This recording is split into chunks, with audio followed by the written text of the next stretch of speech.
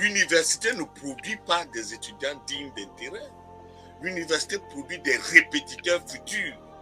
Encore que ce sont des quarts de répétiteurs, puisque leurs enseignants même ne sont pas à même de parler de science. Ils parlent de répétition de la science occidentale, mais ils ne parlent pas de science. Être scientifique,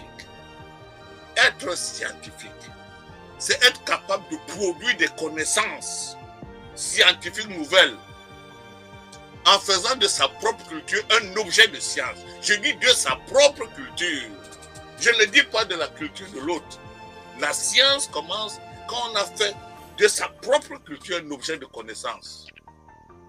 Parce que quand on a fait de sa culture un objet de connaissance, on est capable de produire des connaissances scientifiques nouvelles, susceptibles d'édifier son propre peuple sur les capacités réelles que ce peuple a de faire face à la domination.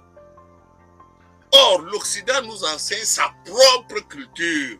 Beaucoup d'Africains ne savent même pas. Ils s'assoient à l'université, ils croient qu'ils sont en sciences. Non, ils ne sont pas en sciences. Ils sont en sciences anthropologiques de l'Occident. Ils sont dans la science que l'Occident a prescrit pour que le nègre soit un bon nègre et ressemble au maître.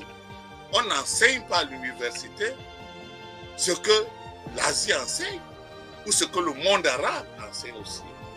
Donc du coup, l'étudiant qui sort de l'université n'a aucune audace réflexive. Il n'a pas le sentiment qu'il est porteur d'un projet. Son projet n'est porteur que parce que le maître est d'accord. Et quand le maître n'est pas d'accord, le projet est inutile.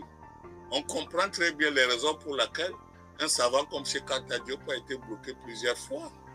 Parce que tant que le maître n'est pas d'accord, le projet que vous portez lui-même, vous avez le sentiment vous-même que ce projet n'est rien. Mais pour quelle raison s'organiser pour cela?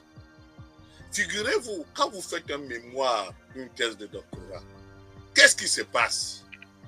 On dit, monsieur, le jury entre en salle, levez-vous. Et l'impétrant de commencer à trembler et savoir que son jour dernier est arrivé. Les maîtres arrivent. Monsieur, vous vous levez.